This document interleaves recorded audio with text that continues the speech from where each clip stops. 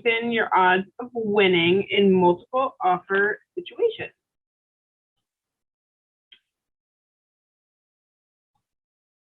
So I'd like to ask first, who here has written offers? So Amanda, Kelly, if you can come on camera, that'd be awesome. Or you can put stuff in the chat. I'm going to try to keep an eye on the chat. Okay, Fareed. So I see a couple hands up. So if you've written offers right now, you know that places are getting multiple offers, right? If you have not written offers, I think it's safe to say that you've still heard that places are getting multiple offers, right? I just heard of one yesterday that got 23 offers. I wrote on one recently that got 16 offers. Like, these numbers are not far-fetched. It's actually pretty common right now that we are hearing that. So that is why it is obviously super important to be able to, oh, somebody wrote, it just says KW Everett, but I wrote mine a first month ago. Is that Susie? Oh, okay. Yeah, and okay, so how many offers did that one get? Do you know? 3, okay. Still multiple though. So that's why it's so important, your offer that you're writing for your buyers, right? But even more important than that is setting the expectations with your buyers from the beginning so that they understand that this is the market and this is what is happening and this, what it's going to take for them to win, right? So especially with you guys, the majority of you, at least, I think, being more on the new side, it's important to know what it takes to win the offer and know what it takes to be able to get them the home that they want, right?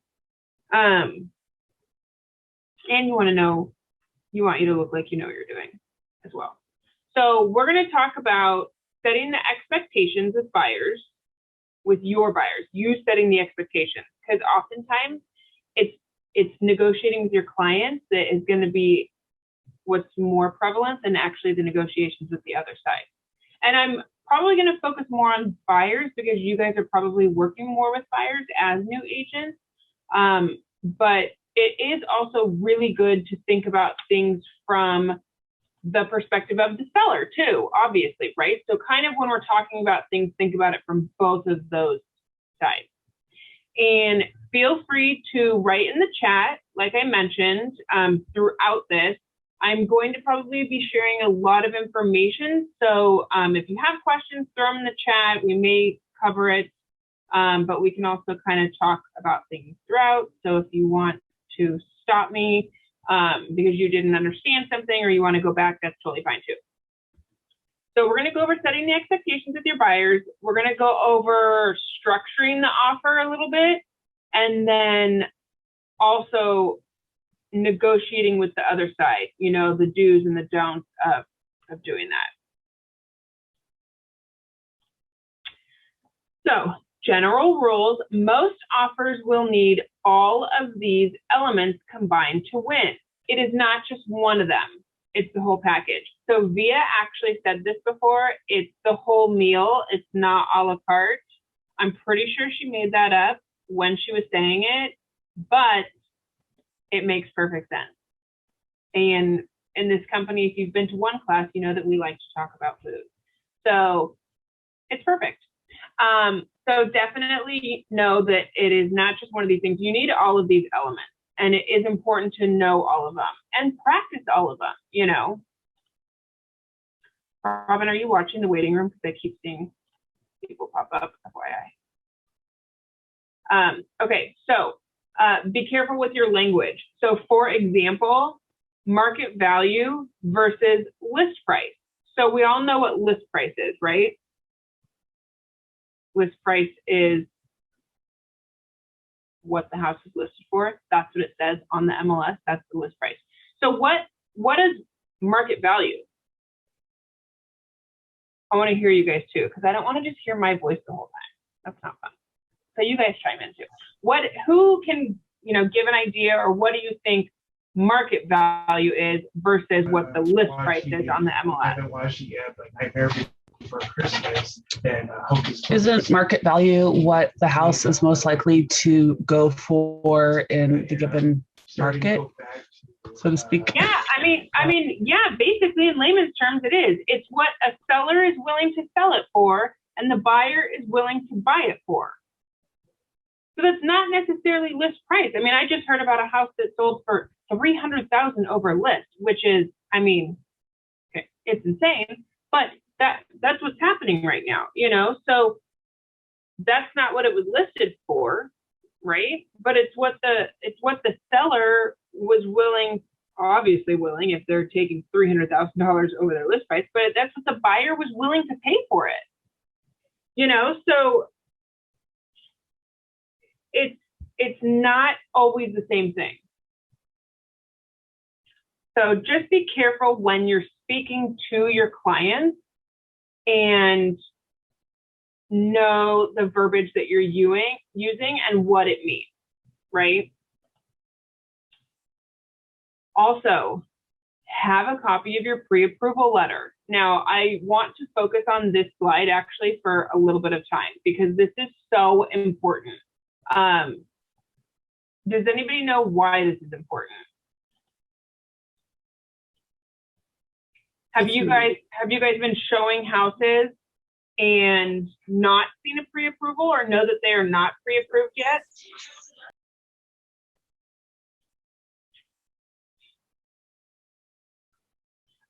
Can you hear me? Samantha, I know that you have clients that you've shown stuff to. Do you make sure that they are pre-approved first? I do. It's important to, first of all, it's a process. And with the market moving so quickly, without that, and then having to go back and get that part done, you're kind of wasting your time on the house. The house could be gone. Yes. Yeah, you're right. The market is moving so fast right now. A house could be on in 1 day or 3 days and go mutual and be off the market. So that is absolutely for sure a big reason why you need to make sure that your client is pre-approved first. Because if you go see their dream home and they're like, oh my God, yes, I want this house. I love it. It's so perfect. The dog will look great in the yard. It's so pretty. It'll look great on Instagram. Let's write an offer. And you're like, okay, let's go. Where's the pre-approval? And then they're like, oh, well, we haven't talked to a lender yet. Or my lender said we don't have the letter yet. That is a process. They have to get stuff together for the lender. They have to, fill out paperwork. They got to do all of that stuff. And if you don't have a letter, let's say, even 24 hours later, the house could be gone. So in this market, 100% have a pre-approval, and even better, have them fully underwritten before you go looking. What is another reason that you think that you should have that first? You want to make sure. Go ahead. Oh, can you hear me? Yeah, go ahead. Yeah, you just want to make sure that they can actually afford, and you're not wasting your time looking at maybe houses that they can't afford. Yes, that is so true. So let's say that your client's like, oh yeah, we want to go look at these couple houses and they are $900,000 or whatever it is, and they don't have their pre-approval yet, and they go and look at it and they love it and they want to write an offer, and then the pre-approval comes back and the pre-approval is for $850 or whatever it is.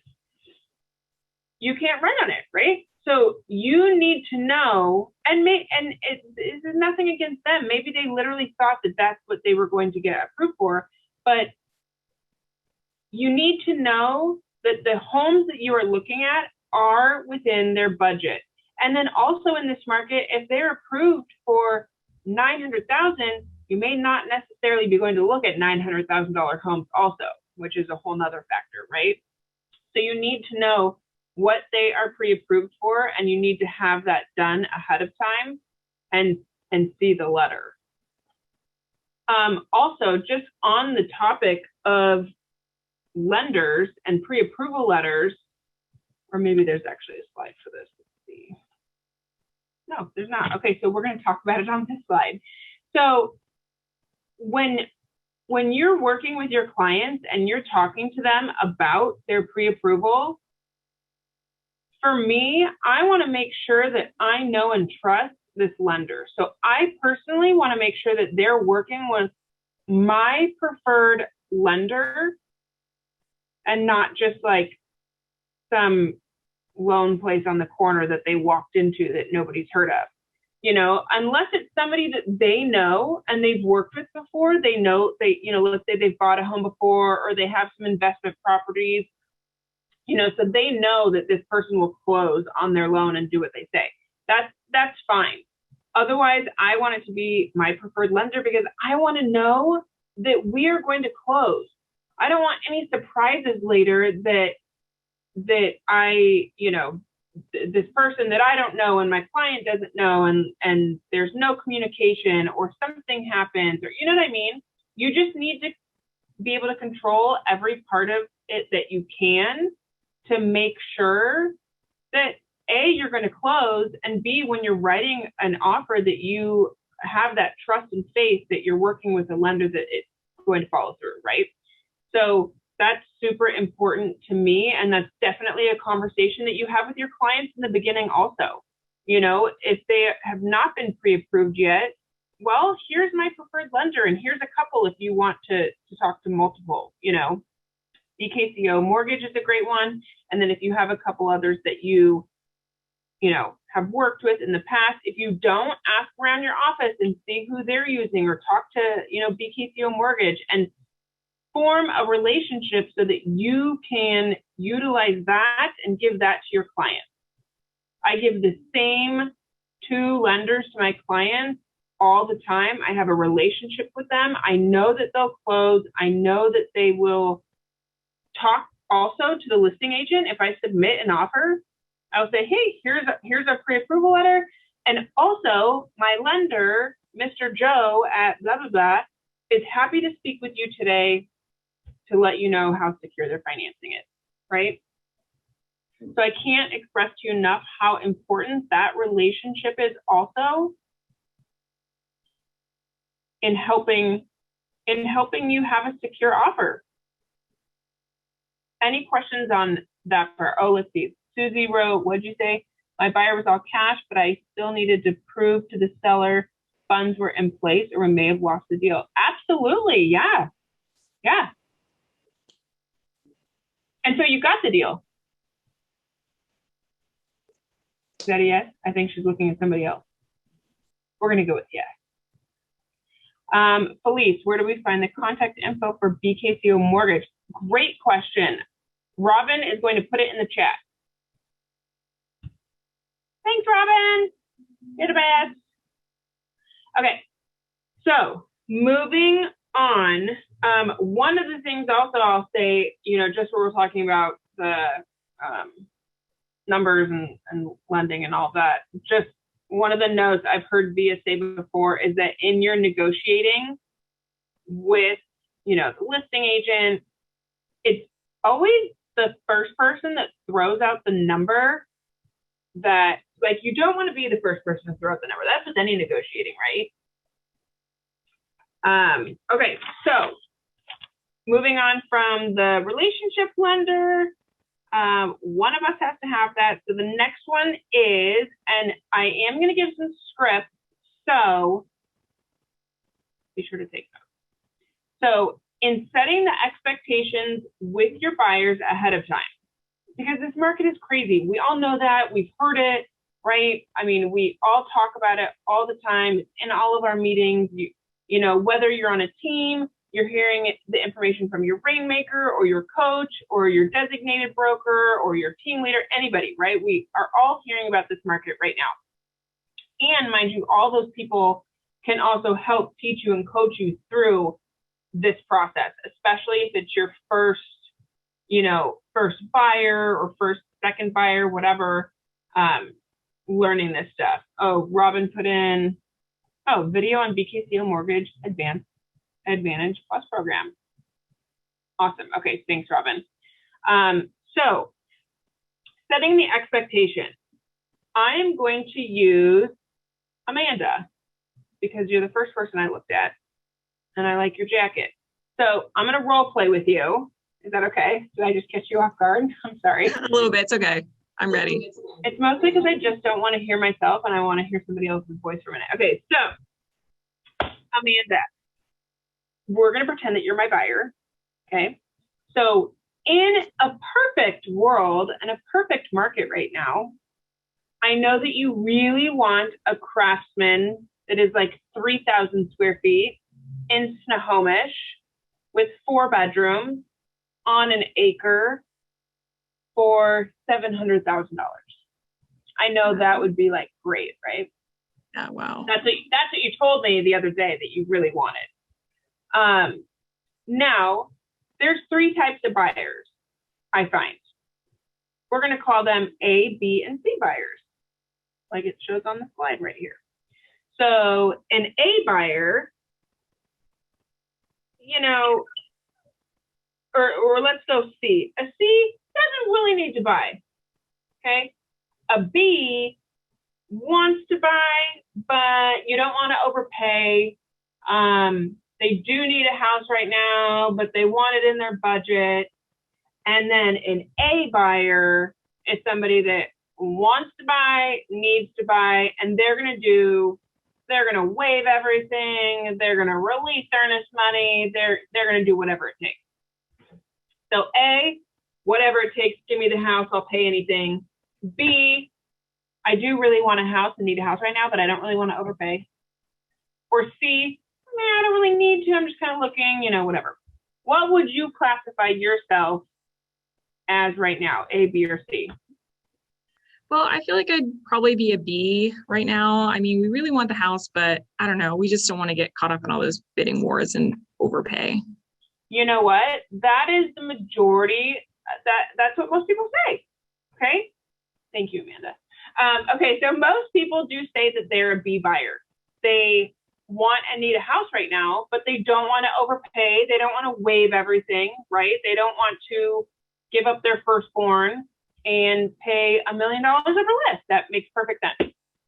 So unfortunately, this is an A buyer's market. So with that being said, an A buyer, so this is where if you're drawing this out for people and you're talking to your buyers, which I can't be drawing it out for you right now, but let's just pretend that in these cute little boxes right here, see this little A box? I could draw a bunch of dots on it and I could say, here's the house of your dreams, and all these dots in it are all the offers that it got. So this house that you loved so much got, 10 offers on it. And those 10 offers were all these A buyers that were willing to waive everything and do everything, right?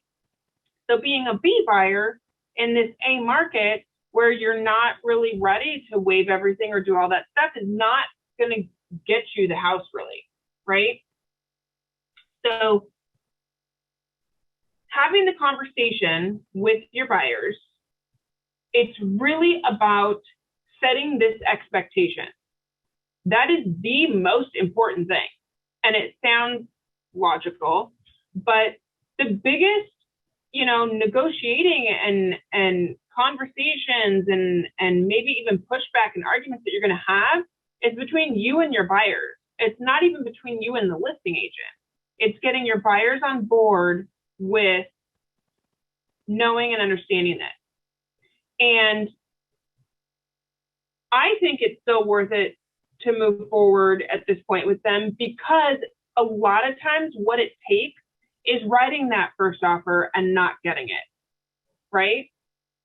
Because generally speaking, you hear of all these buyers like, oh, we've written 5 offers. Oh, we've written 10 offers, right?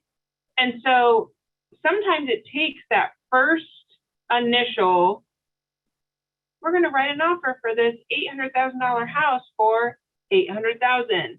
with a 10-day inspection. And you know what I mean? And you may know in your head, like, we're not going to win. But it may take that to get them to see, like, oh, well, okay, this is what we should have done.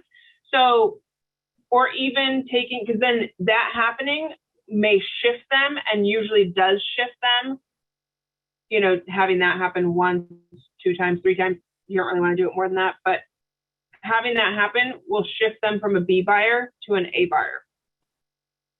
Or even going and looking at homes, like, okay, so your budget's 800,000, or let's say your budget, let's just say your budget is 700,000. You're interested in all these $700,000 homes, but let's just go look at the $600,000 home, right? Let's just go look at.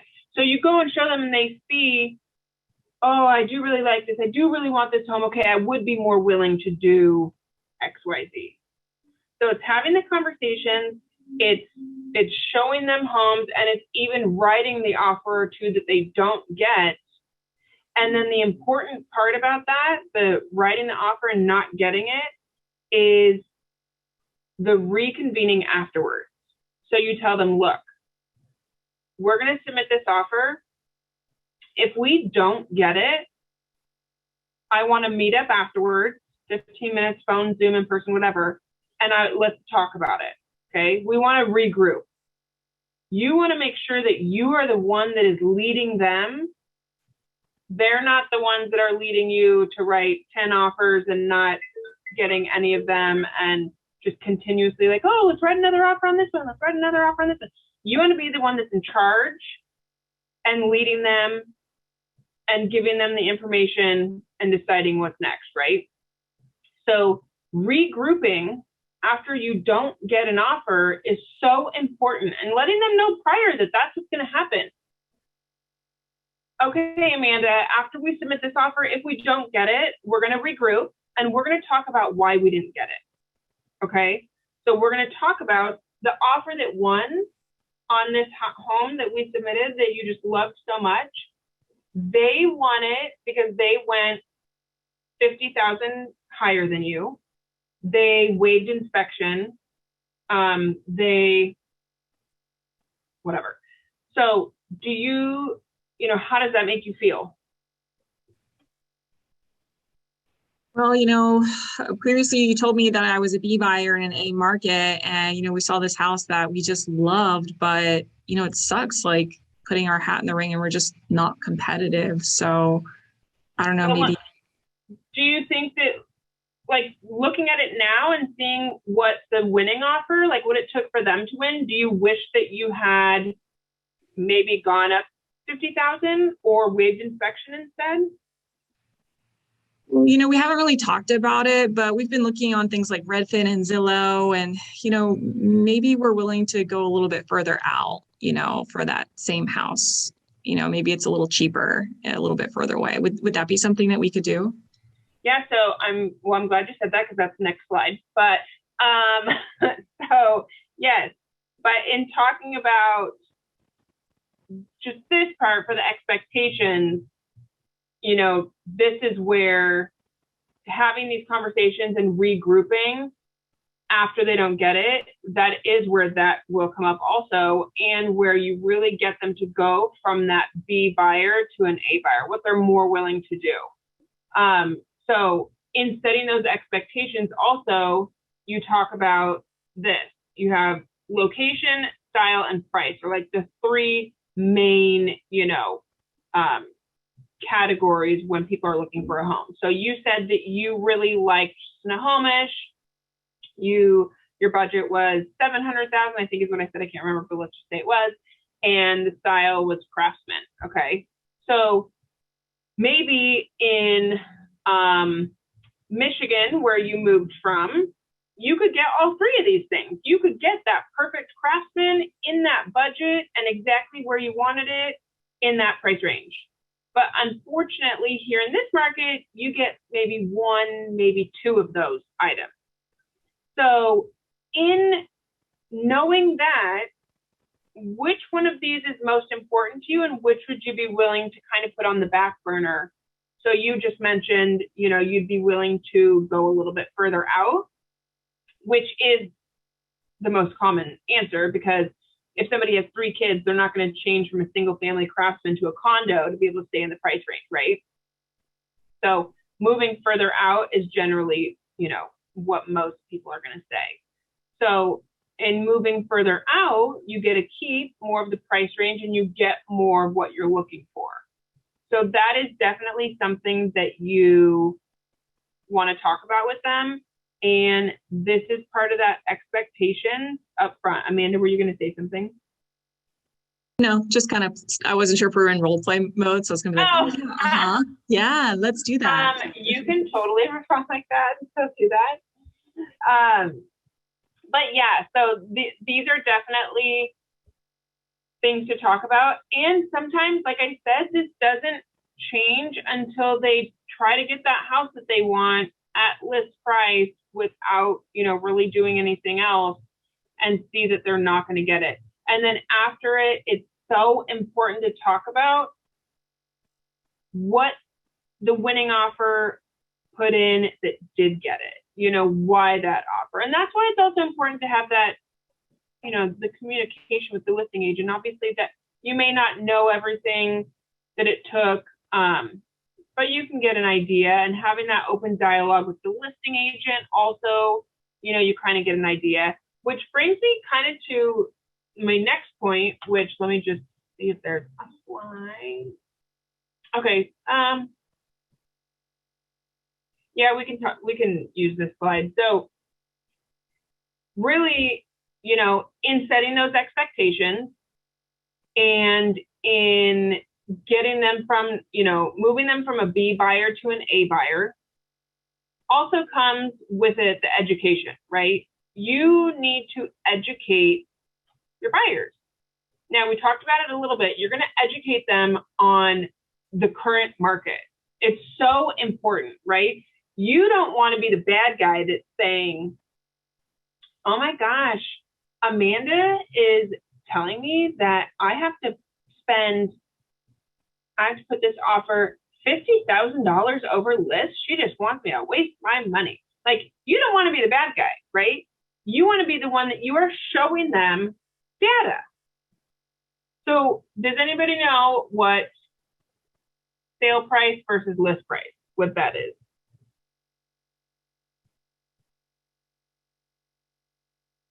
Maybe? The sale price, the price it's sold for, this price is the price it's listed for?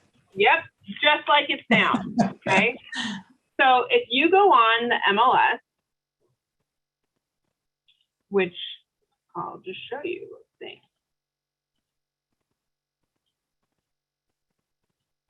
So I can show you exactly.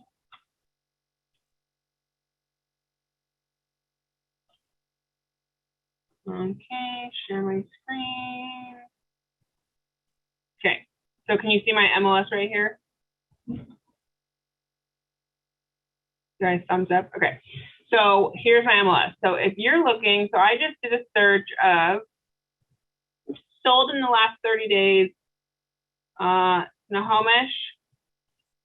So let's say I'm showing you as my buyer. Okay, you're looking in Snohomish and you want to look in the, let's do 700 to a million. Okay. So, let's do 8 so we have less to look at. Okay, so 800,000 to a million sold in the last 30 days. And we want to see, because I'm showing Mr. Buyer, here's the listing price, here's what it sold for, and then here is the ratio, okay? So I scroll through this anytime I'm working with a buyer in whatever area and budget they're looking at, because I want to see right up, and you can use any way to pull data you want. You can go to Trend Graphics, which you all have an account for in your office. If you don't have one set up, just reach out to your agent services or team leader and we can get it set up. But you have all of those reports in Trend Graphics, which we do a later class in ALU on that specifically. So definitely join that class. But really quickly, you can just scroll through right here. Okay, 100%. So this one sold 4 lists. And also I'll glance at this days too. So you want to see the days on market, especially if you see one that sold for under. This one is actually super surprising that it was only 5 days.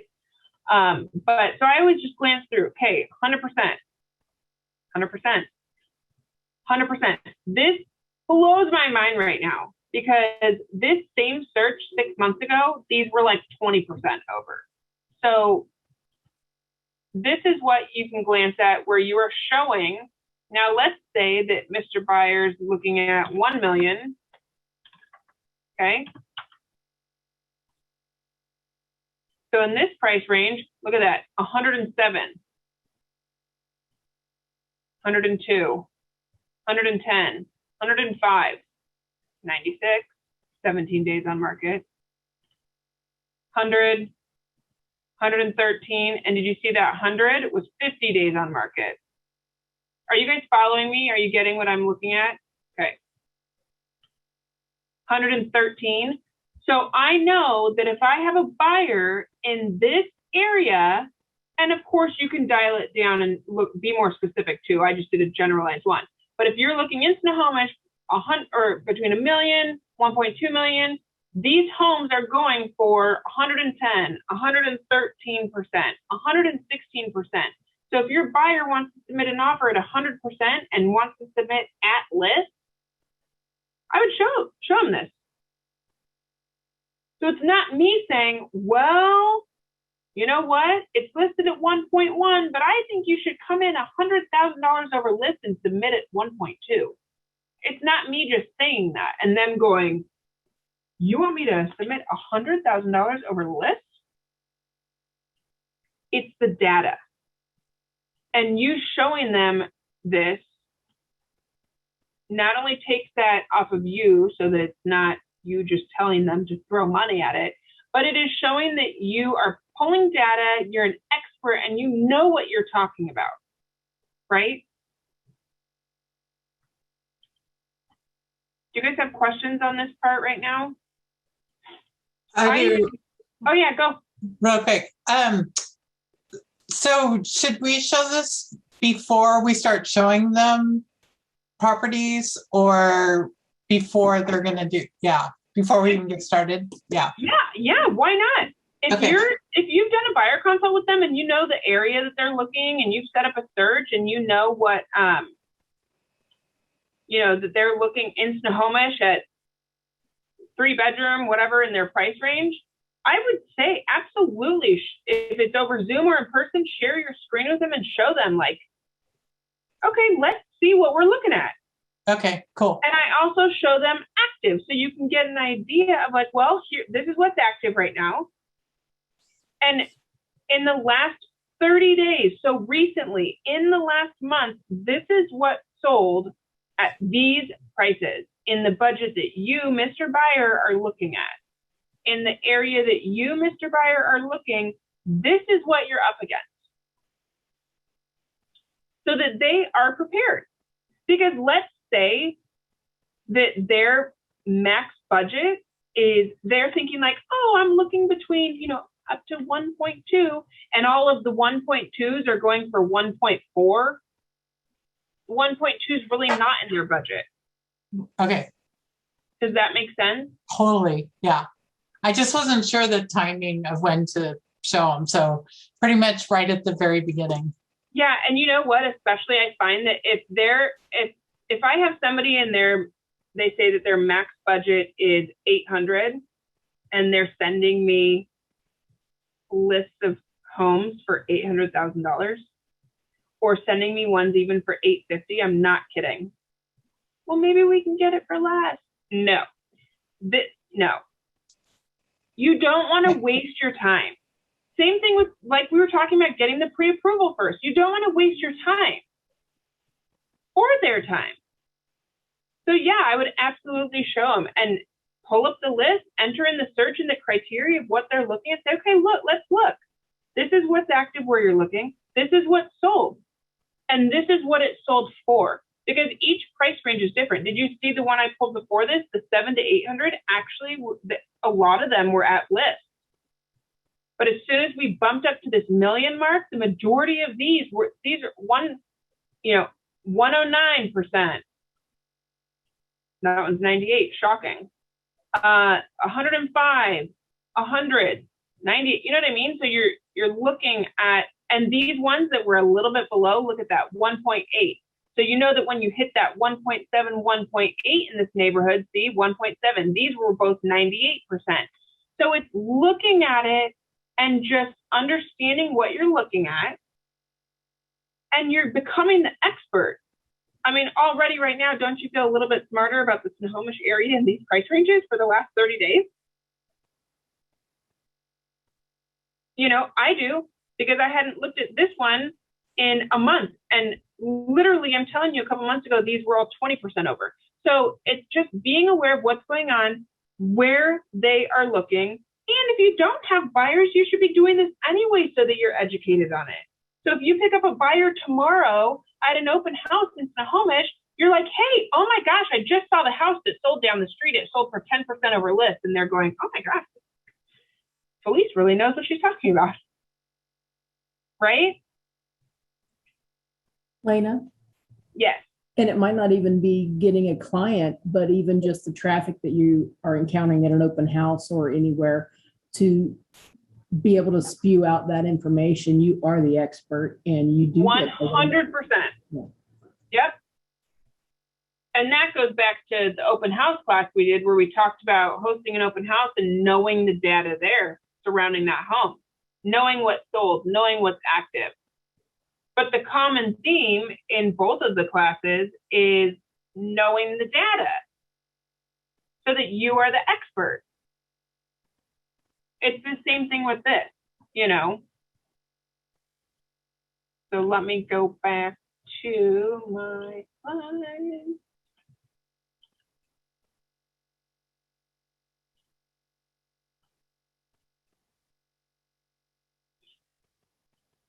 Do you guys have any questions so far?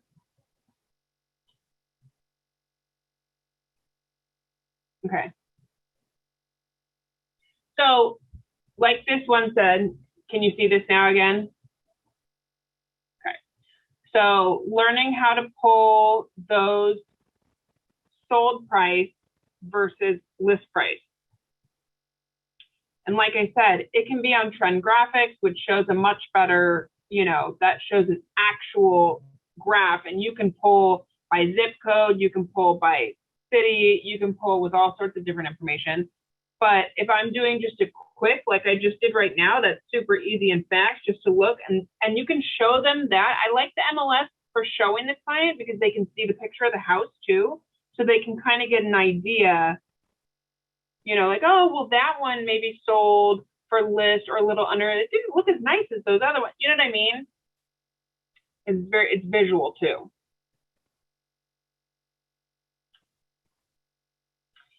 Okay, so getting more into the structuring side of things.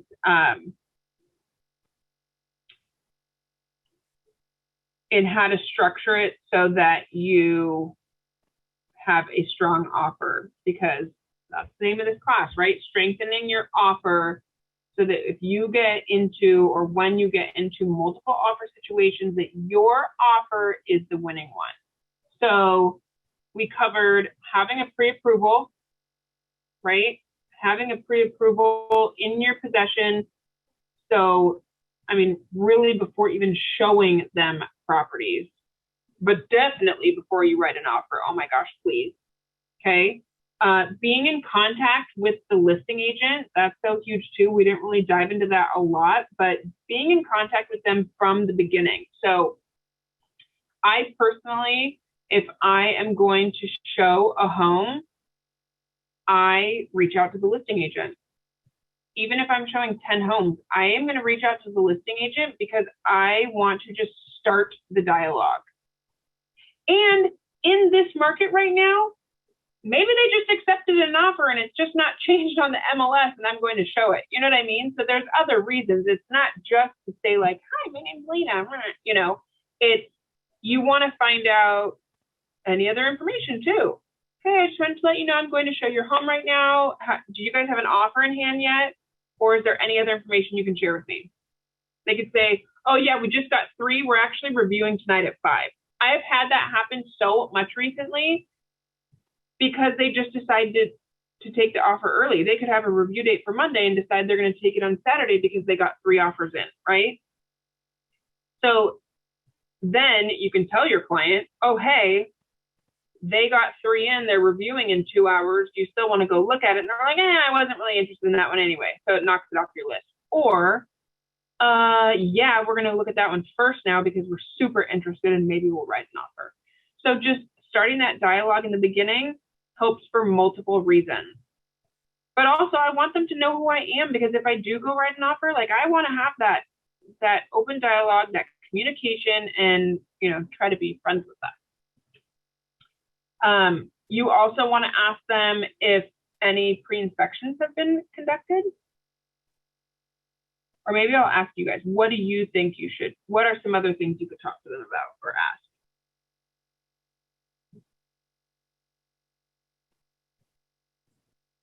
Things that have come up for me are like floodplains, houses that were on a well, is there arsenic? And I'm like, arsenic, Ooh. Yikes.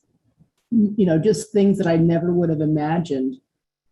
Thankfully, Yeah. I'm having some experience and getting some traction. And now the next time I'll be prepared to ask that question and front load my answers. Yeah, for sure. And I feel like also when you're going to look at a home, look to see if the Form 17 is on the MLS. Read the MLS. Shocker, right? Like, to read the information. Read the information that's on the MLS, because the worst thing that you can do is ask the listing agent a question that they already posted the answer to. So read the information first on the MLS. You know, asking if they have any offers in hand. If they do, how many, or if they're expecting. You know, sometimes they'll say like, oh yeah, 3 people have said they're submitting by today. Then once you submit the offer, letting them know that you submitted. Another like worst thing that could happen is if you submit it, if they didn't say received, and then later they're like, oh, I didn't get it. Right? That doesn't feel good. So make sure that you contact them, let them know, hey, I just submitted an offer, just wanted to make sure that you got it, and then they like confirm that they got it.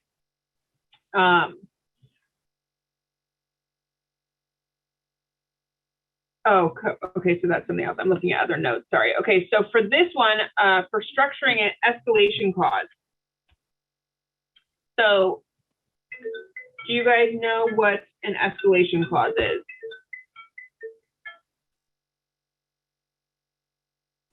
Sorry, my phone rings on my laptop too, so that's fun. Hello? Yeah, I think I know what escalation is. That have to do with escalation clause, meaning that when somebody wants to resell their home, they have to pay the loan by closing? No. I might be wrong. Okay. No, so an escalation clause is what you submit with your offer for the buyer to the seller to incrementally up it against other offers. So think about like eBay. Is eBay even still a thing anymore? I think it used to be bigger, maybe. I don't know. eBay. So on eBay, you put in my bid. I'm bidding on whatever. I don't even know. A pair of shoes. Okay. I'm bidding on a pair of shoes, and it says that the bid's at $10. And I put in there, you know how it says like, what's your highest bid that you're going to go? What's the max bid? So I put in that I'm going to bid $10 for these pair of shoes. I'll go to 20 though. So I'm going to go to $20 for these shoes. And they go up. Well, the next person bid $12. So then it ups me to, let's say it was increments of $1. Now I'm at 13. So it will automatically do that until I max out at my 20. And then if somebody else bids 21, I'm cut off because I put my max bid at 20. Follow? I'm looking for head nod. And the black screens, I'm just going to assume that they're nodding too. Oh, Janet gives a thumbs up. Thank you. Okay, so that is in like a silly comparison, like an escalation clause. Okay, so escalation clause, which is a Form 35E, which definitely I know that in our office, Janine has videos on explaining it. But you come in and you say, here is what our offer is. Our offer is $800,000, but we will go to $900,000 in increments of $5,000, which means if they get another one for $850, our escalation clicked in and we got it for $855 because it added on that $5,000, right? Does that make sense? Obviously, it can get a little bit more complicated. I'm breaking it down into very like simpler terms, but this is what you want to talk to your clients about. Now, one of the tips that is on here is that the majority of people will end their escalation in a number of 0 or 5, right? 5,000, 10,000, 15,000, 20,000, right? As like the last number. So a tip is to ask them to add a 1.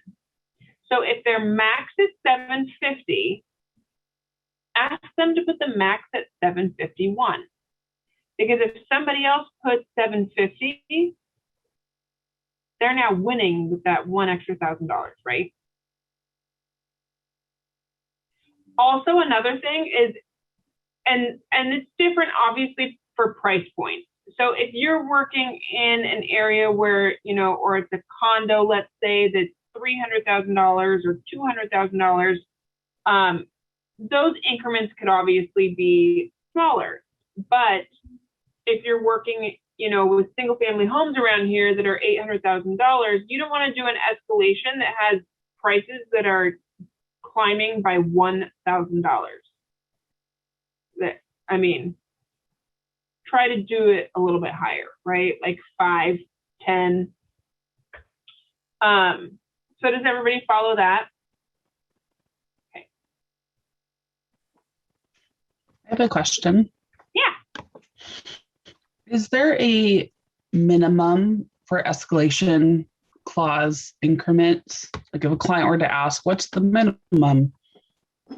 What is there? So no, I would just explain that though. I would say, you know, if we're submitting an offer for $700,000, you don't want to come in and say, here's our escalation. You mean the increments, right? Not like where you're jumping to? Or do you mean where you're jumping to? Where you're jumping to. Okay, so no, there's not. But if they're saying we're offering 700, but our max is 710, is that what you mean? I think so. I just was trying to think ahead of time. Like if I were to work with a buyer that maybe is timid to do an escalation clause for whatever reason, and they had questions of like, what would be the minimum I can go and still be considered, you know, in the game? I don't know if I'm articulating it correctly. So what I like to tell them is this. So if they want to submit it for 700,000 and they go, well, you know, I only want to go up to, maybe we can do an escalation up to 710, right? So only 10,000 more than their initial offer. I say, if somebody else wins this for 715, are you going to be okay with that? And if they go, yeah, I don't want to spend over 710, I mean, then there's your answer. But if they're like, well, I mean, 715 would be okay. You know what I mean? Or if somebody else wins this for X amount, because they only want to go to X minus 1 or whatever it is, how will you feel? And I put it on them. How will they feel if they lose this? Same thing for if you lose it for $1,000, how are you going to feel? And also, have you talked to your lender about the breakdown of the different mortgage prices? So if you're going in at $700,000, ask your lender for a breakdown at $750,000. You'll find that the mortgage payments don't go up significantly for, you know, what you may think that you may think like, oh, $50,000 is going to be so much more, but it may only be a couple dollars. Don't quote me on that. I'm not a lender, but I say, talk to your lender, get a breakdown. When I'm looking at houses, I ask the lender for a breakdown of $700, $750, and $800. So I know what the mortgage payment would be upfront. Obviously for whatever they're approved to, which goes back to if they're approved for only $700, you should be looking at like $550, right? You're not looking at $800 if they're only approved and can afford $800. Does that make sense? It does. I appreciate the clarification. And then you mentioned it, but I didn't get a chance to write it down. What is the form for the escalation clause? 35E.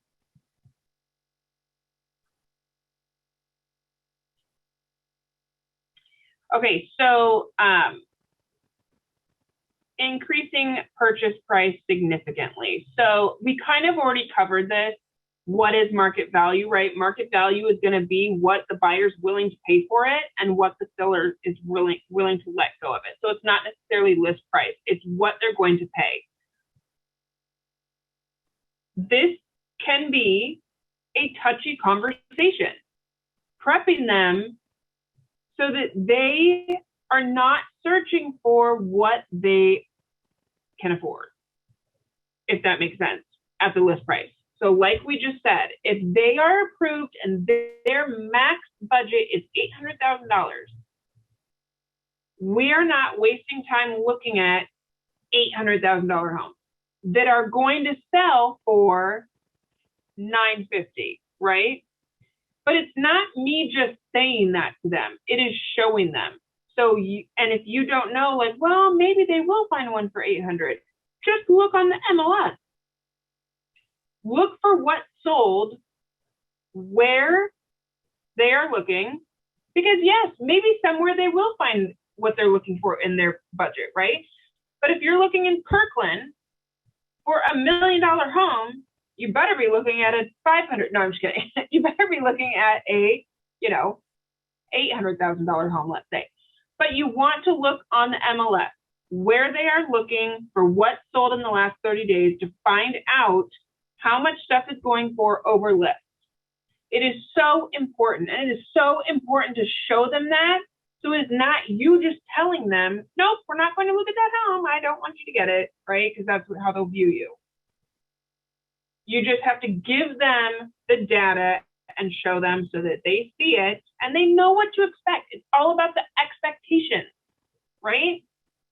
So it's not, oh, sure, we'll go look at it. And then you write an offer on something and it goes for $300,000 over list. And they're like, what? You need to have the expectations. You need to talk to them ahead of time, show them what is sold, show them for what stuff is selling for, what that percentage, remember we talked about a couple slides ago, what the percentage over list, what it is selling for over list in that area. So that they know what their budget is in that area. And maybe, like Amanda said, oh, I'll change my area then. If it's more important for them to get that house of the certain size or certain style in whatever the price, and they're like, oh, you know what? I'm totally fine going further north or further south to get what I want. Then you have that conversation. And then that's when they move from that B to an A buyer, right? And then you go, oh, okay, well, you know what? Actually, in Arlington or Lake Stevens, for my Snohomish Amanda buyer, you know what? Houses there, you are getting this house that looks like this for $800 that's listed at $800.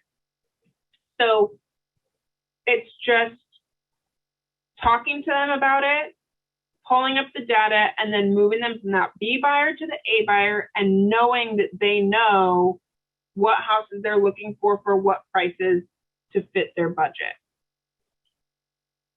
and what they want to offer and escalate to if that's what you're doing also. Okay, so talking about waiving inspection. So we all hear all the time around here, if you're in at least anywhere in this like King County area, definitely, you know, people are waiving this, giving up their kids, their dogs, their spouse, whatever, to get the house, right? I mean, it's a bloodbath. But so just so you guys understand what would help your offer. So obviously waiving inspection helps it. I am not telling you to tell your buyer to waive inspection. That is on record right now, okay? I'm telling you to have a conversation with them so that they understand what their options are and what it means. It is our duty to our buyers to explain to them, because you know what? They don't know. The majority of them don't know. They may not even know what it, if you're like, oh yeah, let's waive inspection, it'll help you get the offer. They're like, sure. And then afterwards they're like, what does that mean? I don't, you know, you need to make sure that you are educating them. And obviously make sure that you understand yourself. So waiving inspection. In waiving inspection, you can do a pre-inspection. So if you find a house and they are reviewing offers, let's say today's Thursday, they're reviewing offers Monday, we want to waive inspection because that will make our offer strong, right? It'll definitely make it stronger because, now let me just interrupt myself for a second. A listing agent getting all these offers, it is their responsibility to the seller to pick the offer that is going to be best for the seller, obviously for price, but that is least likely to fail out for any reason. They want the offer that is most secure for their client. Obviously price, but price aside, that means the one with the least contingencies, right? And we all know what the contingencies are. Inspection contingency, the buyer can get out of, right? If you have an inspection contingency for a few days and they do an inspection, they can get out of that offer. So a listing agent wants the offer for their seller that is most likely to close for the best price. Okay, so if you can waive inspection, that makes your offer one of the better ones, right? Because you are waiving that contingency. So with that being said, one of the things that you can do is a pre-inspection so that your buyer knows what they're getting into, right? You don't want them just to waive inspection without knowing anything. There's a lot of stuff that could be wrong with the house that you can't just see with the naked eye. You do see people right now just waiving everything without, you know, but Janine would agree with me on this one, that that's not the smartest thing. You want to know, right? You want the buyer to know what's going on with the house. So some of the times the seller has a pre-inspection done, so they can look at that. Or a buyer can do their own. Now, the buyer does have to pay for it. A lot of inspectors will do like a cheaper one where you can just walk through with them and you know, they'll just tell you everything instead of writing up a report. So you just, you know, have inspectors to offer them, which you have to offer them multiple. You can't tell them who to use. You can just suggest, right? So they can do a pre-inspection, they have to pay for it. And if they're writing multiple offers, you know, they're doing multiple pre-inspections, it does add up, but it is suggested to at least do a pre-inspection before waiving it. One of the other things, like I just said, use the seller's inspection if they did one, or no inspection at all, okay? Or you could do a pass or fail inspection. So I like this one if I'm going to write an offer that the buyer, I always recommend an inspection. It scares me to death to not do one and just waive it and not have one from the listing side and not have a pre-inspection done.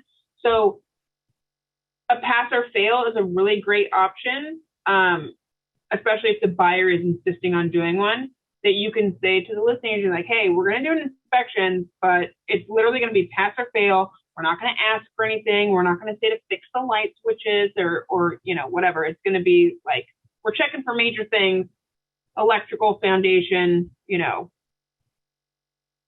pass or fail. So that is something you can do so that you're not waiving it completely. Paying cash.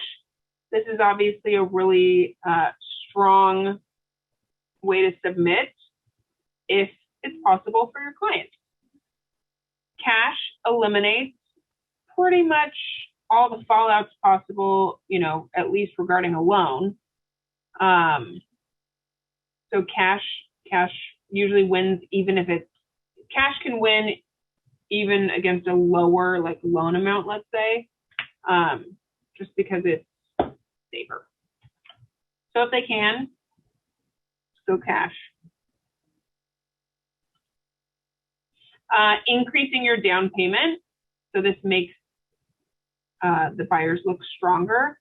So when you're filling out your 22A financing form and you're filling out the loan information, if they can, which you know because you got the pre-approval letter ahead of time, what they're putting down, right? So if they are doing 0 down, it doesn't look as strong as somebody else that may be putting 25% down, right? So if they can do more down on the loan, it makes them look more secure and makes it look like there's less of a chance of the loan falling through before closing. Does that make sense?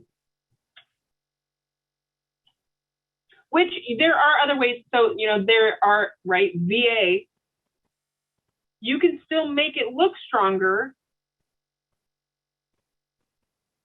without having the bigger down, but just be aware that, you know, that is unfortunately just something that makes the offer look stronger. Working with our preferred lender. So this actually, I have seen this time and time again, be a significant reason onto why our offer is picked over somebody else's, okay? So having your lender, like we said in the beginning, call the listing agent and say, hi, this is so-and-so with so-and-so. I just wanted to let you know they're fully underwritten, they're super secure. We're, you know, we know that this loan's gonna close in 3 weeks and that, right? So having that preferred lender relationship is so huge, and having them be able to call and talk to the listing agent is so key. It just really, really helps. Waiving financing. Oof. You do see it. It's obviously risky.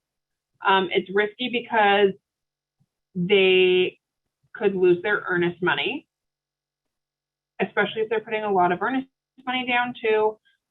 Waiving financing can also hide if they're not putting down a large down payment. So let's say they're only putting down like 3%, but they're waiving financing, so the listing side doesn't actually know, right? But it is a risk, because if the loan doesn't go through, they've lost their earnest money. So just understand when you're putting this stuff together and when you're putting these deals together and when you're talking to your clients, that you're explaining and you're knowing yourself what this stuff means and what the risks are. And again, educating, I'm just gonna say educating yourself and your client, right? Because they may say like, oh yeah, waive it. And they don't know the ramifications of it. So you need to be clear with them. And this again is why you have a relationship with the lender. If you're using somebody that they just like walked into off the street and got, and you don't have a relationship with them, you don't have that open dialogue of knowing how secure the loan is and how, you know, all of that. So I feel like the key word in this whole class is education for you and clients, and knowing and making sure that everybody understands everything. Another way to strengthen your offer is having a quick closing date.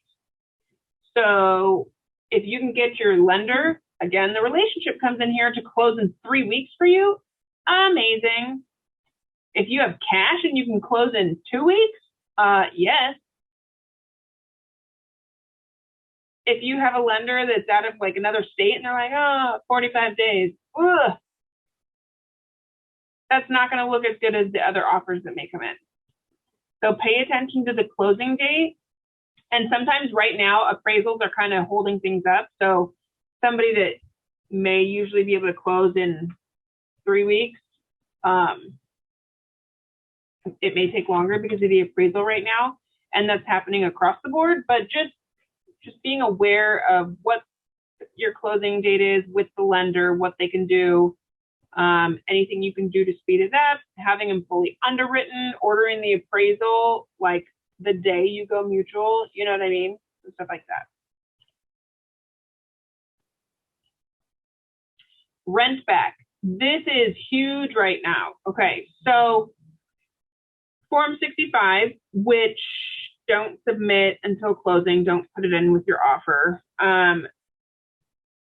So this is big right now. So typically,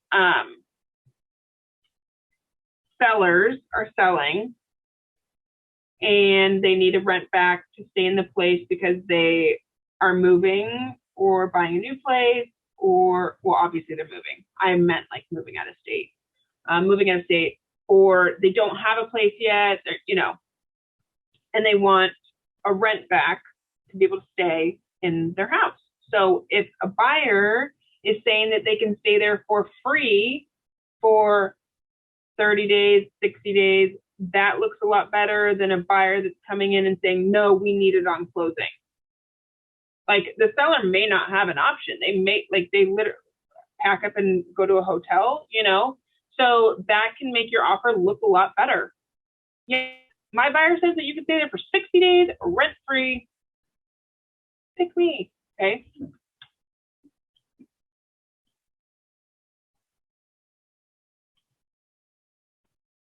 Waiving appraisal up to a certain amount. So a lot of this financing stuff gets tricky because we do also have new financing forms. Maybe they came out like, I don't know, 6 months ago, 9 months ago. My time frame is really off the last year, I feel like. Maybe they came out a year ago. Either way, they still feel new to me. Janine has a really good recorded class where she talks about them. Definitely consult any, especially if you are very new and not maybe have written a lot of offers or any. If you're doing any of this financing stuff, waiving it, waiving appraisal, anything like this, please talk to your rainmaker, your coach, your designated broker, somebody. Not just to clarify like what it is that you're doing, but also the forms and what boxes you're checking for what reason. Okay? Please. So waiving appraisal up to a certain amount. You can waive appraisal and not waive financing. So there are different forms that you could match with other forms meaning certain things.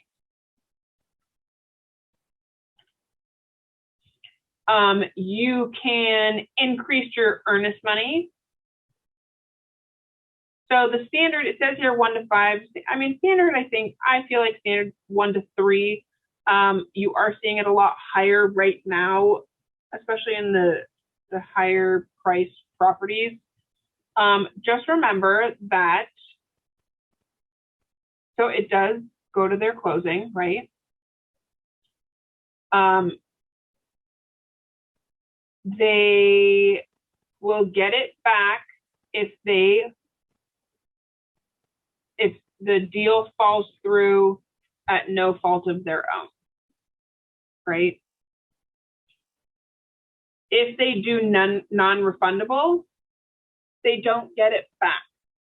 Non-refundable means non-refundable, right? So if they give an earnest money deposit that is non-refundable to the seller, it is going to the seller, and it is non-refundable if they back out of the deal. Just clarifying. They'll get their earnest money back if the seller, backed out for any reason. So it really just, the amount, if it's bigger, just looks better, even though it is all going to their closing, it just looks better. Because if you put $1,000 as the earnest money, they may think that your financing is not that secure, right? So then again, bigger chance of the deal falling through. If you put $50,000 as your earnest money, they're like, oh, she's secure, right? Just looks better. It's also going to your closing. The more, the merrier.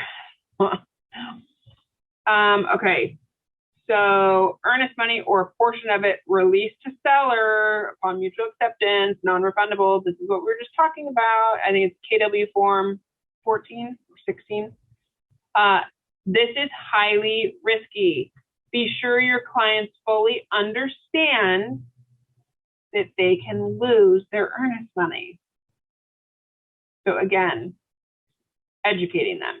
Because literally they might think, like, oh, okay, so I'm just gonna get it back. I'm like, no, make sure that they understand what they're doing and why. With the money, with the contracts, everything. So consider maybe just releasing a portion. I see that a lot. Like, okay, so our earnest money is $100,000. We're releasing non-refundable $20,000. So you can do a portion. Okay, so negotiating with the listing agent. Up until now, and I mean, even including this, you're doing the majority of your negotiations are with your buyer from the beginning, right? Maybe them pushing back. They don't, they think that they can spend more than they can, or they don't understand the market as much. Everybody thinks they do on social media and the TV and all that stuff, because that's always accurate. And they think they know everything. So now we're talking about negotiating with the listing agent.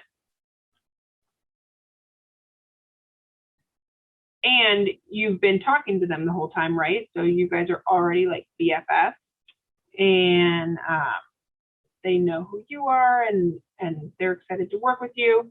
So quick closing date. Most sellers want a quick closing date. Reminder, not all want a quick possession date. There's a difference. Because the majority of the sellers right now don't have a place to go, they are fine, or they want a rent back.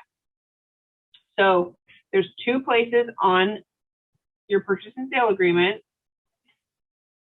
One is the close date, and then you'll see to the right, check the box if it's a different possession date, right? Or if it's on closing. And don't just make up the closing date. Don't just say like, oh, 1 week.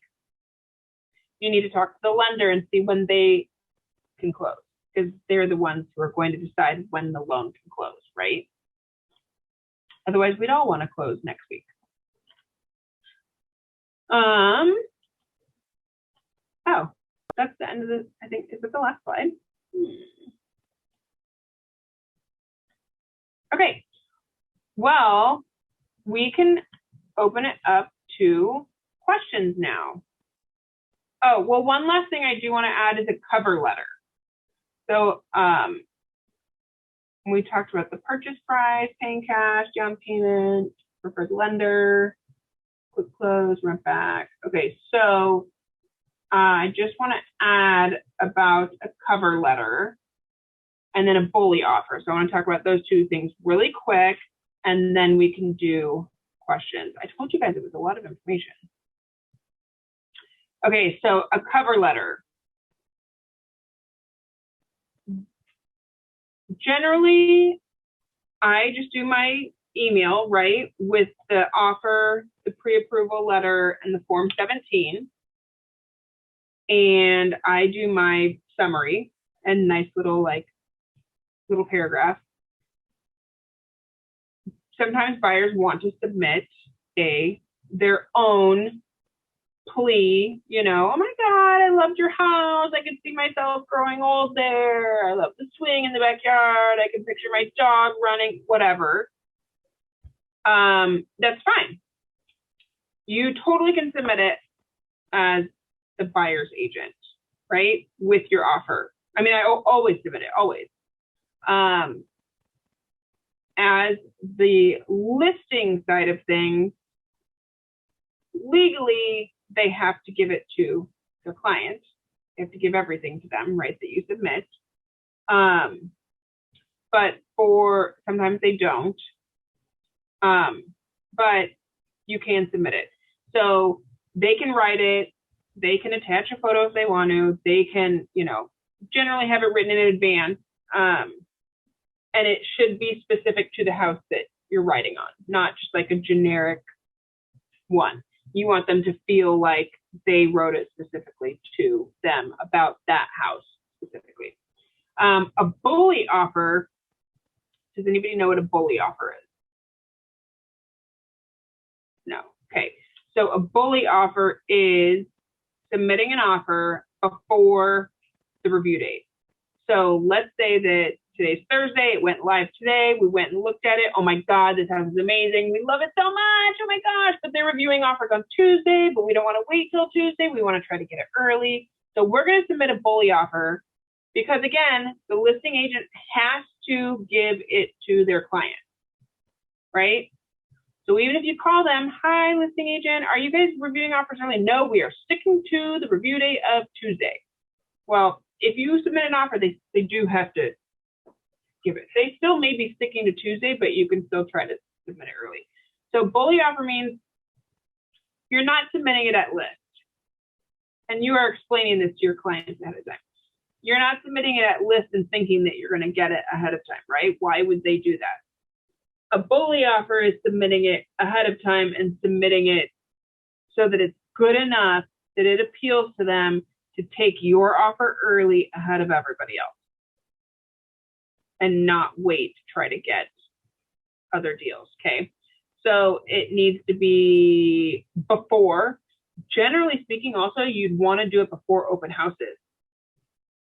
So we want to hurry and submit it tonight before they do their weekend open houses, because if they do their weekend open houses, they may see like, oh my God, we got 30 people through. We're not taking your offer early. All these people said they're writing offers, right? We want to submit it before that happens. So you submit it significantly higher than list price, generally waiving what you can or doing whatever it is that you're going to do to make it strong, right? And giving a rent back or whatever. So that is a bully offer. That's all I got. What questions do you want to have, or anything else that you want to talk about, or any of the slides, or anything you didn't understand, or anything like that? Question about the escalations. I think it was 4 and 35E. How do you automatically submit that, or how do you know, or is that something like you've talked to your Rainmaker coach about? You mean, do you automatically submit it with an offer? Yes. So you don't have to. No. You could, if the house is listed at 700 and your client's like, we're submitting 800, we're just doing it. And we can't go a dime over 800. And we're going in strong, and that's what we want to do. You don't have to submit an escalation clause. Or you could say, well, let's go in at 750 with an escalation up to 800, because maybe the house has been on the market 7 days, or maybe there wasn't a lot of people, so whatever the reasons are, maybe it's not in the hottest area or whatever, you're submitting at 750, but we're doing an escalation because they did say that there's another offer. So we want to make sure that just in case the other offer's higher, we cover our bases. So we're going in at 750, but we're doing an escalation in 5,000 increments $5,000 increments to 800. Or no, you don't have to. You don't have to. You just need to understand the different tactics that you can take or do utilizing that. Does that make sense? Yeah, I guess that's what I was trying to get at. Like, how do you know when to use it? So every situation is going to be different, and this is definitely something that you'll learn more about as you do it and over time. And definitely talk to either your coach or your rainmaker if you're on a team, or your designated broker, because if you're submitting an offer and yours is the only one, you don't need to do an escalation clause. Yeah. And you don't want to show that you would be willing to pay more if you're the only one.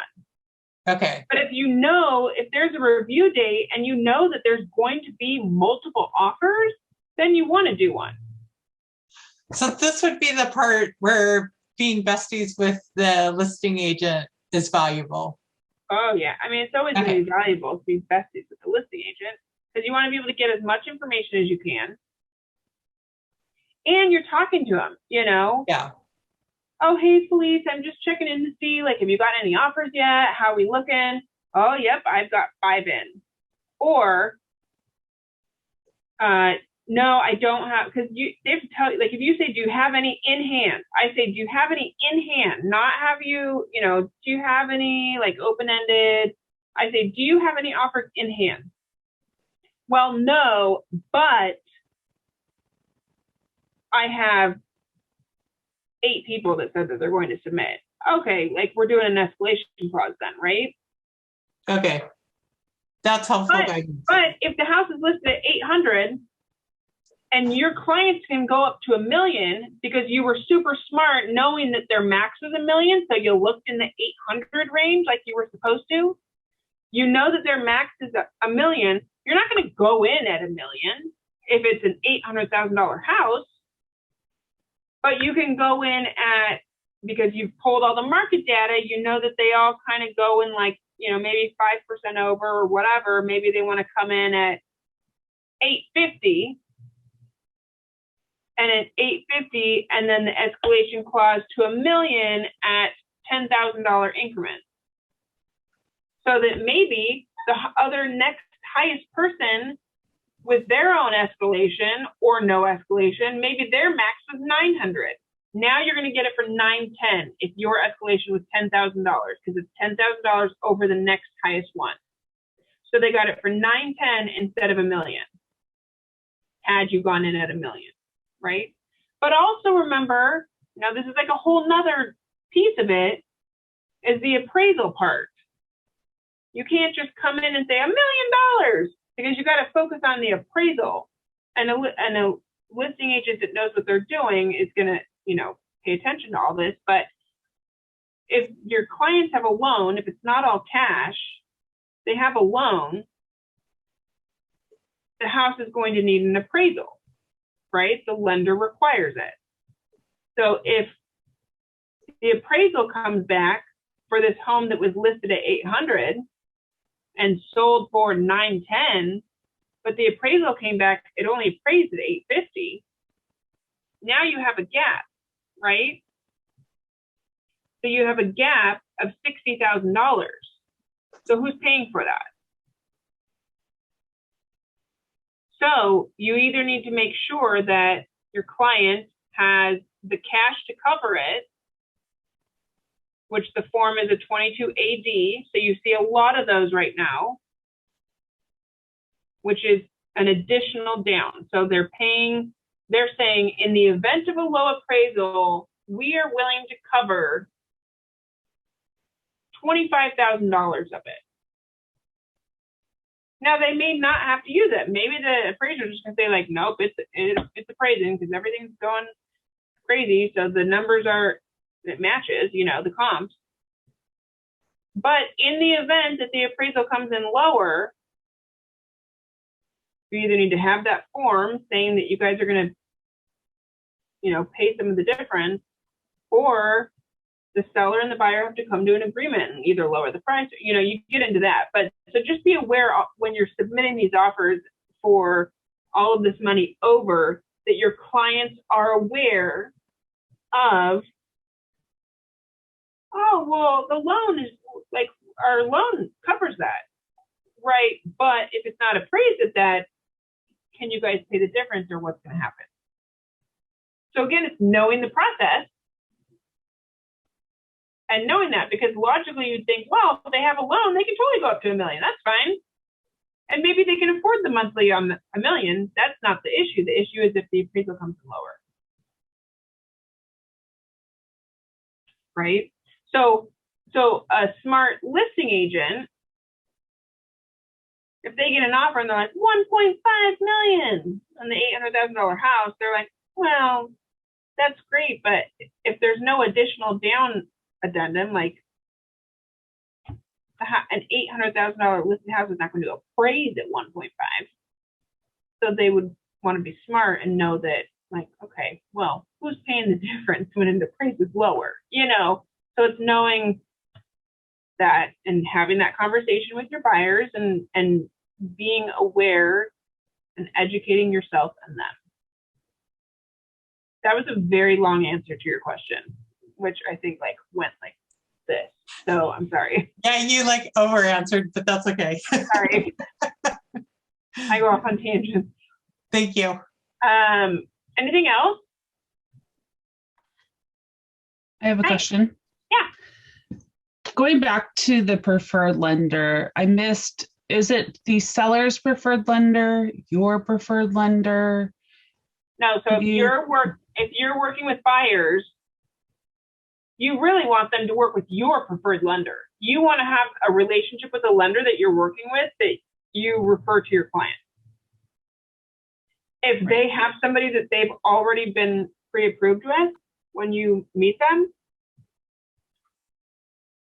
I mean, the conversation is, you know, have to them, to Mr. Buyer, have you worked with this lender before? Or where did you get their information?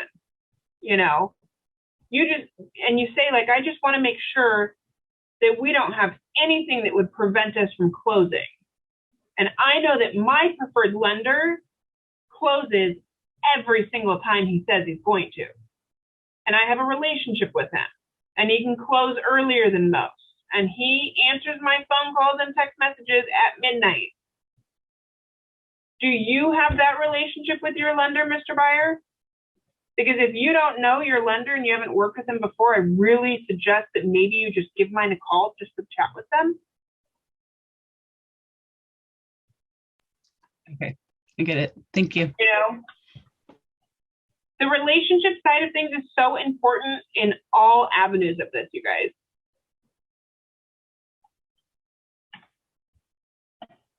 And I do suggest, you know, even if you don't have a buyer right now, definitely attend the form and contract classes that your DB or whoever is doing. If you don't have somebody doing them, I'll give you the link to watch our videos. Like I can pull it right now.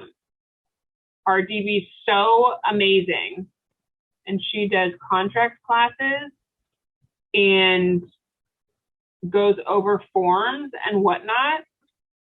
And I am dropping the link right now in the chat. So definitely practice writing the forms, talk to your rainmakers, talk to your coaches, attend your classes from your designated broker to learn these forms, because you want to understand them. You want to understand them so that you can teach them and train your clients. You want to be the one in control and in charge of the transaction with your clients from beginning to end, and not them like running amok and running you in circles, right? So you want to be able to educate them. And also look on the MLS.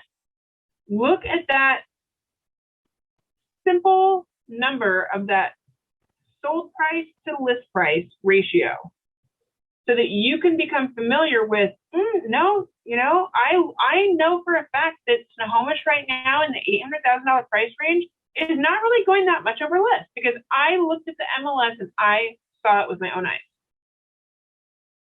Or I know that in the $1.1 million range, stuff is still going for 10 to 20% over list. I can tell you that because I just looked at the last 30 days.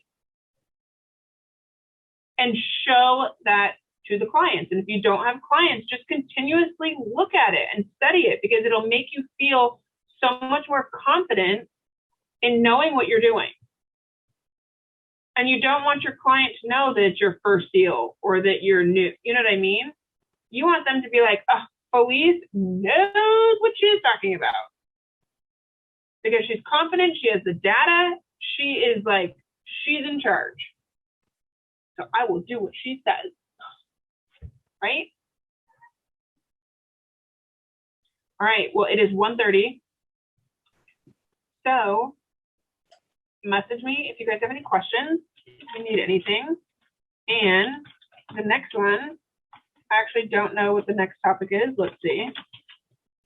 And I'm putting my email in here, lena@benkinney.com. There's my email. If you need anything, let's see what the next topic is, which I think is in 2 weeks. 2 weeks?